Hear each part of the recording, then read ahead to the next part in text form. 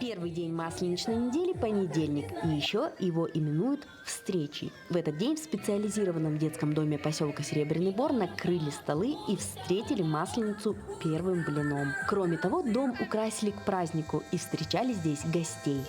Это уже традиция, всякий визит, любое благочиние, в том числе и в Нерюнгринское, бывать и в специализированных детских заведениях.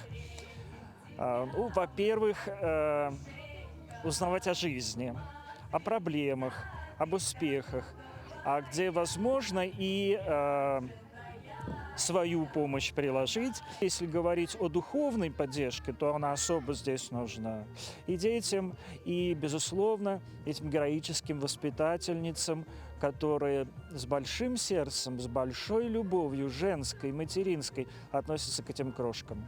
Поддерживать традиции и приумножать их для того, чтобы дети лучше запомнили праздник, его обычаи и быт.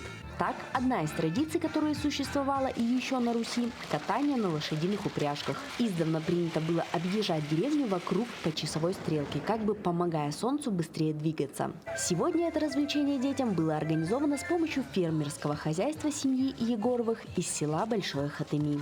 Все просто получилось спонтанно. Сначала позвонил нам отец Аркадий, сказал, что архиепископ Владыка приедет в гости в наше учреждение. Потом позвонила семья Егоровых, предложила покатать наших детей на лошади и на карете, на поняшке. Соответственно, праздничное настроение послужило получение таких предложений. А как без праздничного настроения? Мы устроили такое гуляние, поднимаем настроение себе и детям. Ребята с удовольствием надевали костюмы и использовали праздничные атрибуты для фотографии, угощались вкусными и ароматными блинами. Благодаря началу масленичной недели ребята познакомились с традициями русского народа и зарядились отличным настроением. Екатерина Павлова, Захар Головин, Нерюнгри.